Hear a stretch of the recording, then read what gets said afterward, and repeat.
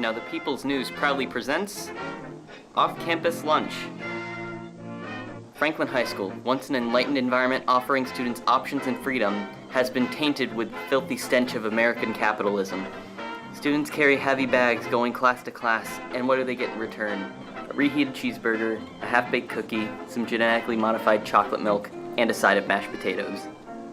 Presidential candidate Trip Quarles promises to end the bourgeoisie's monopoly on school lunches through the use of off-campus lunch for senior students. What's your opinion on the school lunches? I've gotten school lunches since kindergarten, and they can be better in every single way possible, which is why I think this is an idea that I would absolutely hop on.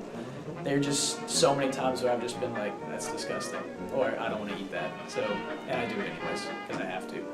The point of the matter is there's not really much of an alternative for people buying lunch at school, and besides like bringing food, and it's harder for us.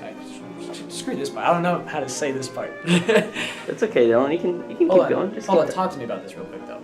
So, how am I gonna defend buying lunch versus like bringing your lunch instead of like going out and getting it? I don't know about you, but I have this firm belief that the proletariat are being unfairly used, for their money, and all of it is going to the bourgeoisie who are selling us the school food. Of course.